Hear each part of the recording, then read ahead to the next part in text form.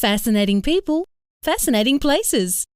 G'day and welcome to the Dan Mainwaring podcast. This is where we talk to and about the famous and the infamous, the celebrated and the obscure, the well-known and the undiscovered. Interviews, articles and discussion from around the globe.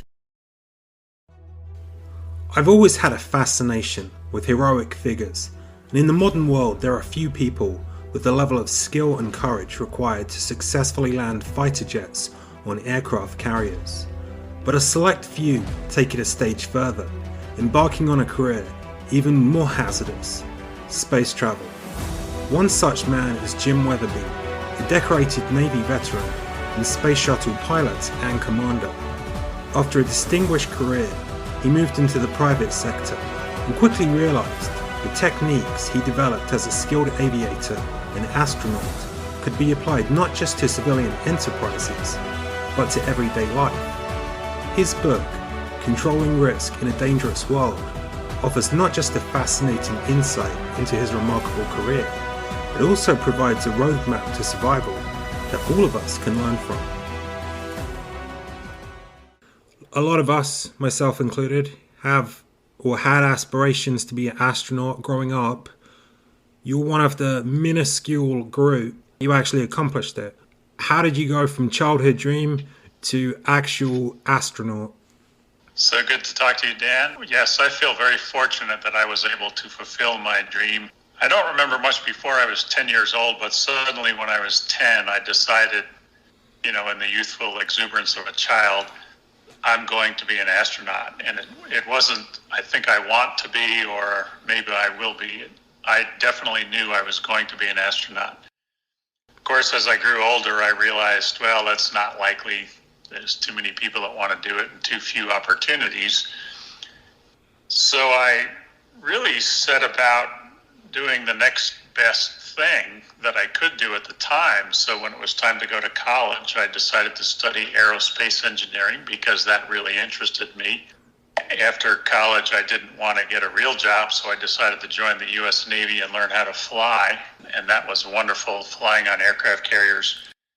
Just the best job on the planet, including at night when the ship is pitching, so that was pretty fun.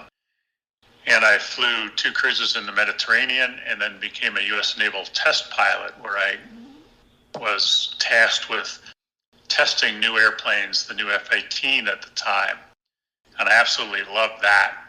And I realized after testing airplanes and having enough flight time in high-performance jet aircraft, I suddenly had enough in my experience to apply to NASA, fully expecting to not be selected, but I applied and was pleasantly surprised and very excited that I was selected. So I had a wonderful career at NASA for 20 years and really did get to fulfill my dream of flying in space, not once, but 6 different times. So it was a great opportunity. Yeah, it's fantastic. And I think you're the only person who has commanded 5 separate missions in space also, which is quite an accomplishment. Yeah, one other Russian has commanded 5. He flew 5 missions back in the early days in the 60s and 70s. Johnny Bekov was his name. Mm-hmm. Flew 5 missions as a commander. I had 5 missions as a commander and 1 as a pilot. Twice to the Russian space station, twice to the International Space Station, and 6 missions in total. Great fun. Backing up a second on something you'd said, I've read your book, Controlling Risk in a Dangerous World. Very good book. I've learned some good lessons quite recently from it. Thank you. One of the things you mentioned in there was talking about your experience when you were in the Navy landing on aircraft carriers. And I've seen in movies and documentaries people landing on these aircraft carriers, and typically it's a nice sunny day, the sea's calm. Your book suddenly made me realize there's a completely different dimension to it when the ships are bouncing around in rough weather and it's pitch black, it's dark. That must have been terrifying. So terrifying is not the word I would choose to use, and I'll explain this a little bit. To do any job well requires 3 things. The trainers call them the KSAs: knowledge, skill, and the proper mental attitude. I developed the knowledge through the Navy in classroom, and they had just wonderful instructors that taught us how to fly. We developed the skill in either simulators or practice flights in the airplane, but they don't really teach very much about mental attitude. And I began to realize the importance of mental attitude, and by far it's the most important of the three. One night when I was coming down on the ship, and it was a particularly dark and scary night, as you mentioned, the ship was pitching up and down. I could hear the voices of the other pilots going up several octaves. So there was a lot of tension in the air on the radio waves. And I was thinking, as a typical 24-year-old male, highly confident. In fact, my confidence began to outrun my actual capabilities, but I didn't realize that until a few minutes later. So I was coming down on final approach, and I was thinking about my brother back in New York. He had a lousy job, and here I am. I have the best job in the world. This is great fun. I absolutely love doing this. And all of a sudden, I crossed the ramp on the ship to a hard landing. Now, fortunately, I didn't damage any of the hardware, but I pretty well destroyed my psyche as I sat there thinking to myself, sometimes the hazards are not in the external environment. Sometimes they're inside my helmet. And I had done this to myself, and I vowed as I sat there on the dark flight deck, unable to unstrap for about 10 minutes as I sat there shivering, I vowed to develop the proper mental discipline to stay focused on the task. And over the years, I became, I think, pretty good at doing that. What you do is you stay in the moment. You concentrate on the here and the now. It gives you the opportunity to see everything, feel everything, hear everything, make proper decisions. And you essentially compartmentalize and push the fear to the back of your brain. There's no room for fear, or as you described it, terrifying, because you're so focused and concentrating on the present. You develop a high sense of awareness of the here and the now. And so that's the way to develop operating excellence and to not have any issues or problems. And so I had great personal satisfaction out of being able to develop the mental discipline to be involved in dangerous activities and to concentrate and stay in the present. Having then joined NASA, you were training there, and then obviously we had the tragedy of the Challenger accident. I remember as a kid seeing that there used to be a news show for kids, and they showed every shuttle launch, and watching that on live TV, and it was obviously harrowing. As someone there in NASA, a young guy training, and it's your intention to become an astronaut, what was that experience like for you at that point in time? So it turns out the first launch I ever saw in person was the Challenger, 73 seconds before it came apart over the Atlantic Ocean. And I had a particular role in the pre-launch environment up until 9 minutes before launch. And once we passed the 9-minute hold, then I had no further responsibility. And so I was able to go outside of the blockhouse where I was to actually watch the launch in person. And I remember thinking how bright it was and how glorious this view was. I mean, it's just spectacular seeing a space shuttle launch, especially in person. It's unbelievable. And when the solids came off, at first I didn't realize that it was a minute early. And I thought, wow, it's so clear and it seems like it's so close. And then I quickly realized, oh, they're not supposed to come off for another minute. And I knew instantly they had perished. There was no survivable situation. So my job then became to get the chief of the astronaut office back to the bosses who were making decisions. And my immediate boss, who was the director of flight crew operations, sent me back out in a helicopter over the Atlantic Ocean to be on scene to report back what we were seeing and record what was happening in the ocean. Very dynamic situation as the wing would pop up to the surface or a half a tank would come up to the surface. But the only point in going through all that is I did the typical military thing or the typical NASA pilot technique, which is to stay in the present, to not think about the tragedy of the situation, but to execute my job to the best of my abilities. And then I flew back and passed along the information to the decision makers, and I watched some of the best leaders in the world make decisions. And I also watched some leaders who weren't as good. And I remembered who performed well in that situation and who didn't. And that really helped 19 years later when I became the search director for the Columbia crew who perished over East Texas, and it was my responsibility to go find the crew. But going back to your original question, I didn't really think about the fact that I am aspiring to be an astronaut. I had not flown yet, had not even been assigned to a mission. I just focused on doing the job the best I could. As I got closer, as the years went by and I was assigned to a mission, we tend to focus very heavily on our own mission. And we must understand the technical aspects of the mission, how to work well as a crew, how to become an elite crew member to perform a very dangerous mission up in space. And I never really thought about the tragedy of the Challenger accident. My job was to focus on my first flight on Columbia, where I was the pilot on STS-32.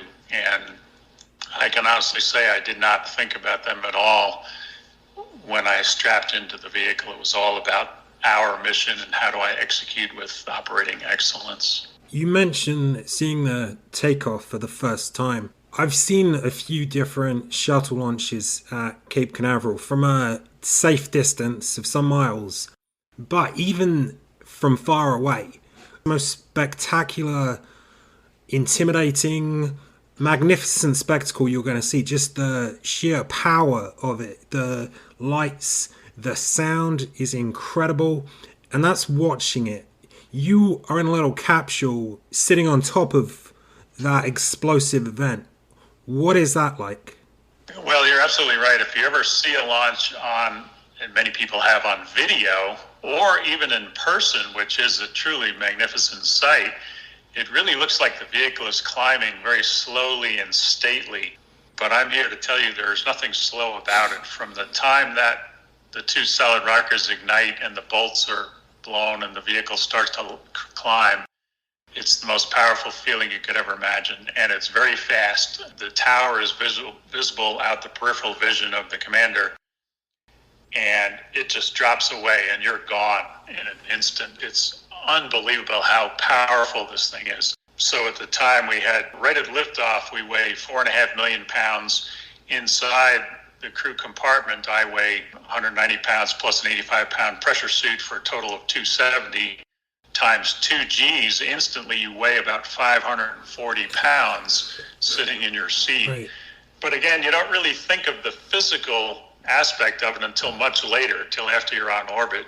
It does register. The power and the vibration going uphill registers in your brain's recorder, but you're really focusing on the engine instruments, the displays, the checklist, making sure we're achieving the proper energy margins to either abort across the Atlantic Ocean or abort to orbit or finally get to orbit. So I focused on the job at hand.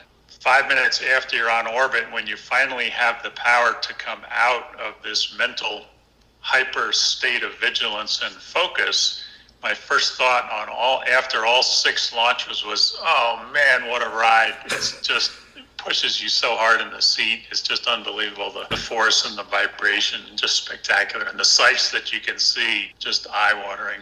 And then once you're in space, you talked about the fact that on television it looks as if it's this slow rise when actually it's not at all. Similarly, I've seen footage of space shuttles seeming to just slowly drift along and politely connect with the Mir space station or what have you. But in reality, there's nothing slow about that process.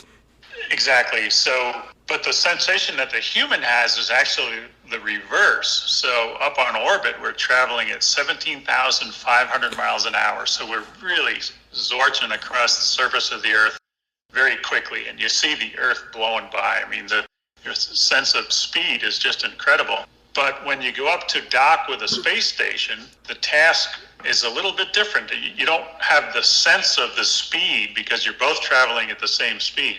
Our task as the commander when we're docking is to bring our 2 vehicles that both weigh 100 tons and are essentially, at that time, 145 feet long to bring them together plus or minus 3 inches in the X and Y direction, and a closing velocity of 1/10 of a foot per second relative to each other, plus or minus 1/100th of a foot per second. So it looks like you're moving very slowly. Even though you are traveling very fast, you get the opposite impression. It looks like it's coming in very slowly. In fact, if you fly more slowly and more in control, then you have fewer problems. If you tend to get behind and you suddenly hit too hard, it's not a mistake that you made in the last 10 seconds. It's a mistake you made 2 minutes ago. It's like taking a big ocean liner into a dock. You have to be very careful, and you have to anticipate. Your brain is working very fast as you're integrating all the information and processing it and deciding how much of an impulse to impart into the vehicle and bring it together. But I'll tell you, the American engineers who designed the system did a very good job, and it is immensely controllable. Just a joy to fly. The challenge is the mental challenge of, what do I do if I lose a computer? Or what do I do if I lose a jet? Or what if the jet sticks on and starts to close on the station too hard? How do I bail out? How do I get out of a dangerous situation? What if I suddenly lose reaction control system and I lose propellant? Those kinds of things are always going on in your mind as you're controlling the vehicle. So that's the trick. It's not so much a hand-eye coordination thing, it's more of a mental challenge to perform well. Going back to your book, Controlling Risk in a Dangerous World, you talk a lot in that about mental preparation and so forth. But originally, all of the astronauts were, like yourself, highly skilled aviators, test pilots, used to these intense situations, no margin for error, all the calculated risks. On the space shuttle, though, they broadened the crew to where you had people whose day job might be sitting in a laboratory studying bacteria. Suddenly they're in that kind of dangerous environment with someone like you who has those requisite skills. Was there ever any challenge integrating the civilians into the astronaut program?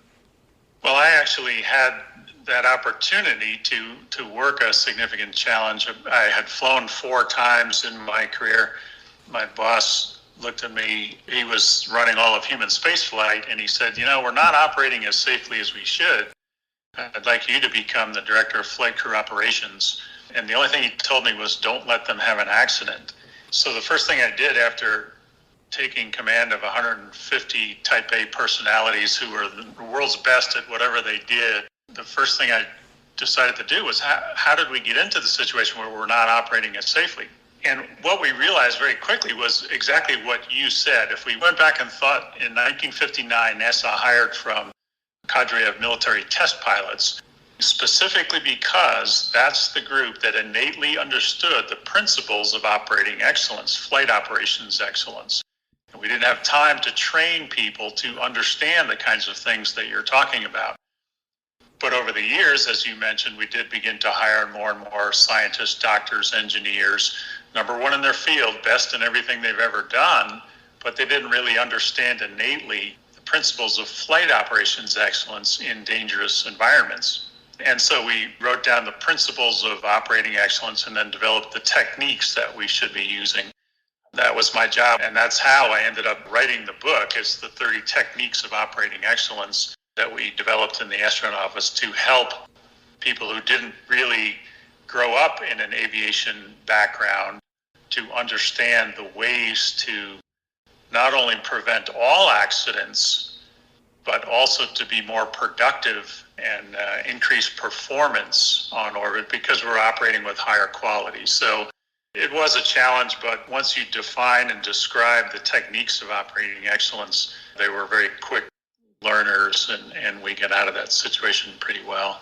Just wonderful people, really smart, and they did pick up on it very quickly. On your first flight, despite meticulous preparation, there was one mishap. Yeah, so that was probably the least dangerous, but probably the funniest. We did have some other significant issues on that flight. Before we launched, my commander looked at me and he said, there's only 3 things you don't want to have happen in space: to have a fire, to lose cabin pressure, or to be spun out of control. And we had all three of those on that mission.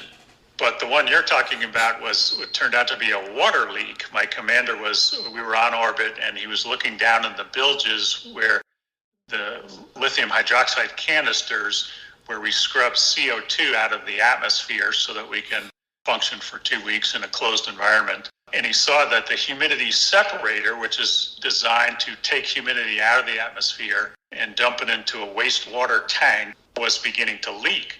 And in fact, there were large bubbles of water that were starting to leach onto systems. With the absence of gravity, water will tend to, if it's free floating, form a sphere because of the surface tension.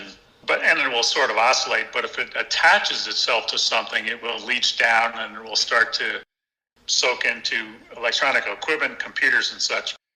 So it's a potentially dangerous situation. My boss looked at me, Dan Brandestein, and he said, "Wetherbee, go get the water cleanup kit. It's exactly analogous to a wet vacuum in your garage where you use it to clean up spills in your garage, for example." And it's the only time in my career that I thought the situation was dire enough that I had to operate quickly and execute the procedures without taking the time to go and get the checklist. That's the last time I ever did that, because what I forgot to do when I hooked up quick disconnect to the nozzle intended to vacuum up the water was that I forgot to depressurize the wastewater tank. And so as soon as I hooked it up, I got some backflow from the wastewater, and it came out the nozzle in a slug of water about a foot long, floating fairly slowly, but going right across the cockpit directly towards the head of my revered commander. And fortunately, he saw it coming, and he kind of ducked out of the way, and the slug of water hit the bulkhead and exploded into disgustingness. And he just kind of looked at me, and the look on his face was more foul-smelling than the water. But we quickly recovered and mopped it up. He had an ingenious solution once we cleaned up the water, because the humidity separator was still leaking, where he taped a towel to the place where it was leaking so the water would glom onto the towel. And then so you didn't have a wet towel floating around, he taped over a long plastic container bag over that. And so once a day or multiple times a day, we would take the wet towel out and hang it up. The water would evaporate into the air, would go back into the humidity separator and leak into the new towel and start the process all over. What I learned was there's no emergency that's too dire. Well, there's a couple that you must be very quick, but really you need to use the checklist because you might forget a critical step. It's funny too then, so even surrounded by all this high technology, sometimes a bit of rudimentary handyman sort of logic helps to clean things up as well. Yep, duct tape and plastic bags and towels, they work wonders. Now, one other thing I had, I guess, made an assumption about, and probably a lot of people do, because you think about all the training you've been through, the selection process, the danger you face. I always imagined this would be a pretty lucrative career, but I've heard indications that actually that's not the case. Yeah, absolutely. So I was active duty military at the time, U.S. Navy, and so I was getting standard military officer's pay. I calculated recently, somebody asked me the question, and I calculated my annual salary at the time, I think was something like $36,000. In today's dollars, it would be the equivalent of about $70,000. We had no hazardous duty pay, no command at sea pay, no extra pay of any kind, with the exception of an administrative increase in pay, which amounted to $2 per day. And I was in space for a total of 13 days on my first mission. They did pay my wife to drive me 10 miles to the airport to get on the airplane to go to the launch control down in Florida. And they had to pay her, obviously, to get the car home. So that was another couple of dollars in gas money. So after my first mission, my extra pay that I received was like $43.60, something like that, for flying up in space on a particularly dangerous mission. So I took my family out for Happy Meals as a celebration with the extra pay. I read in your book, coming back to that again, it's a great source of information, that NASA had developed this theory that they thought the chances of an accident were about 1 in 10,000 in terms of the space shuttles and rockets and so forth.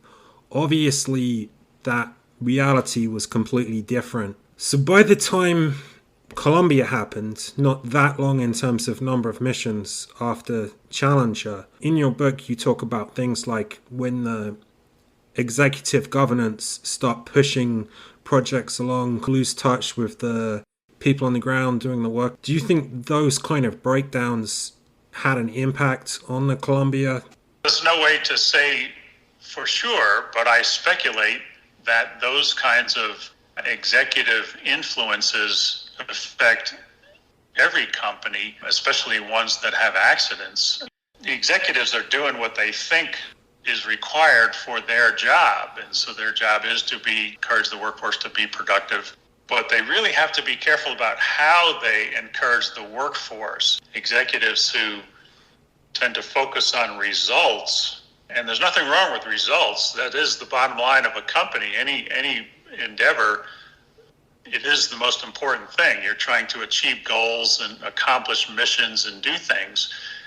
But what the executives need to realize is that there's no single operator or person in the company who achieves results. What they do is conduct activities. And so if the executive would rather come in and say, look, we're a little behind last quarter, we got to improve our production numbers next quarter, that's fine. The workforce needs to know, how do we stand relative to competitors? How are we doing on the bottom line?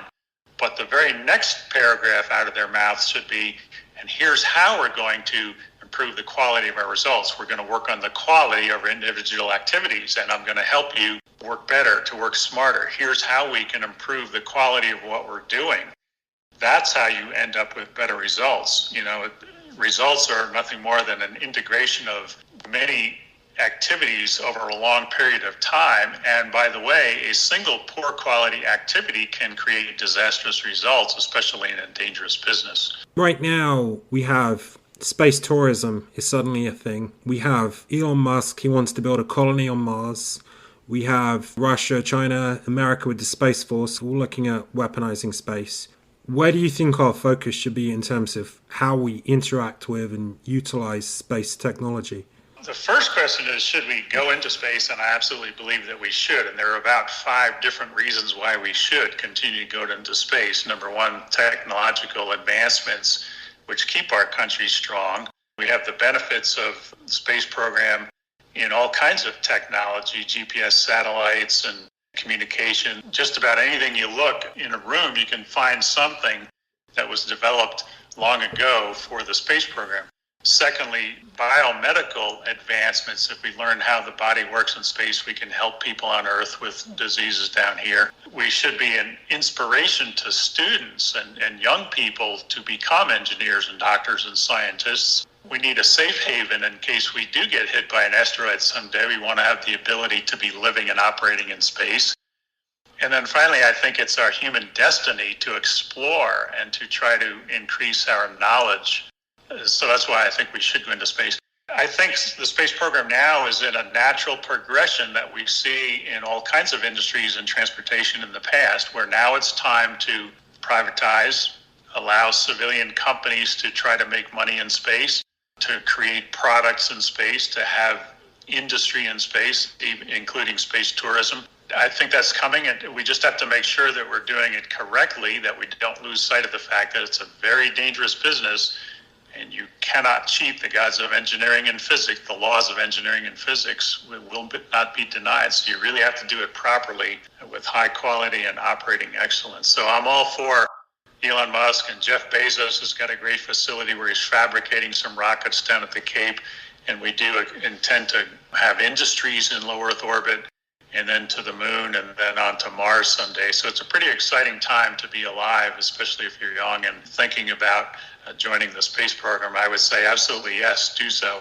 On the book, Controlling Risk in a Dangerous World, beyond obviously the Navy and NASA, you also have in there private sector experience as well. The thing I like about the book is that whilst much of it was obviously formed from your time in the military and NASA, it's very applicable to everyday life. How did you manage to take what you had done originally, say after Challenger and Columbia, and make it so applicable that anybody in any job can benefit from reading the book? When I was near the end of my career at NASA, I knew I had a lot of information. I wanted to stick around and train other astronauts. I decided to look for companies that could benefit from the same kinds of techniques of operating excellence. At the time, I thought they were just applicable to the space program, but as soon as I joined the oil and gas industry and was sent various places around the world, up in Alaska, we were in Indonesia, and my job was, as a safety auditor, was specifically to identify deficiencies that we had so that the different businesses could correct the deficiencies. But I also was responsible for helping some of them recover after accidents. I had a lot of experience in accident recovery, that kind of thing. I quickly began to realize that the same techniques we used in the space program apply to the oil and gas industry. In fact, it's the same hydrocarbons that we're using as explosive propellant in one sector and trying to contain and put into tanks and sell in the other sector. But it's the same kind of risks. We had the same kind of equipment, so it's the same techniques of operating excellence. And then over the years, I began to realize, well, it really applies to driving a car. You know, we had a fatality up in Alaska with somebody who was hit by his own car when he was inspecting a pipeline. It occurred to me that these same techniques could apply to anybody that's doing anything on the planet in a dangerous environment. And in fact, all of us at one point in our day or another, the most common is probably driving a car. One of the techniques that we use is to stay in the present and search for vulnerabilities, maintain awareness, and anticipate the changing shape of risk.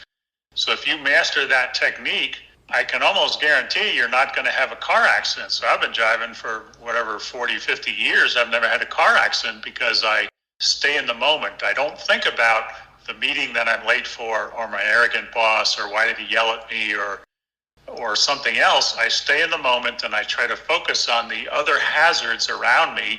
And I try to remember that all these other drivers, either intentionally or unintentionally, are trying to kill me. And I'm not going to let that happen. And so these same techniques apply to just about anything. That's one of the things that I particularly liked about the book. Simple examples. In your neighborhood, the risk of driving down the road, if somebody came the other way, there's not really a lot of options. I found it very practical.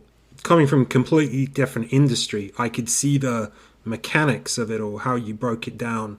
I thought it was excellent. Very recommendable book. Thank you. Other examples too, like if you're in a hotel and there's a fire, do you know where the exits are? Can you find them with your eyes closed? Because there may be toxic smoke that you can't open your eyes and you got to get out quickly. And so can you find the exit with your eyes closed? Those kinds of things.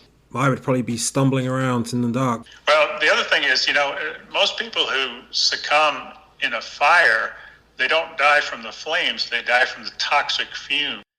And so if you're in a hotel, for example, one of the best techniques you can use is to crawl out of the hotel. Don't stand, because a lot of the fumes are up at nose level when you're walking, but you might have clearer air down on the ground. So you also want to be able to find the exits while you're crawling.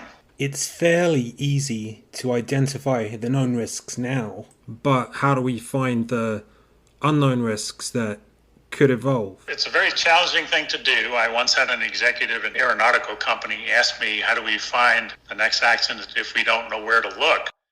The answer is sort of the holy grail of what we're trying to do in operating excellence is, and I'll say it very quickly and simply, but it's not so simple to do. The answer is, if you follow the principles of operating excellence, then you will be preventing all accidents, including ones that you think are unpredictable or unpreventable, by virtue of the fact that you're doing things in the right way for the right reasons, and so then you never have trouble.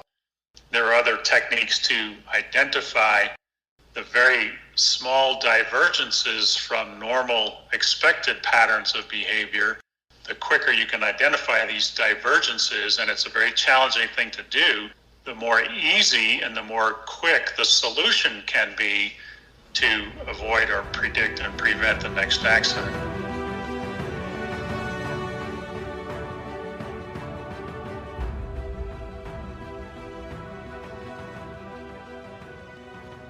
Well, stone the flamin' crows. It's time for Dan to do the Harry. Watch out for the next podcast and follow Dan's activities at www.danielmainwaring.com.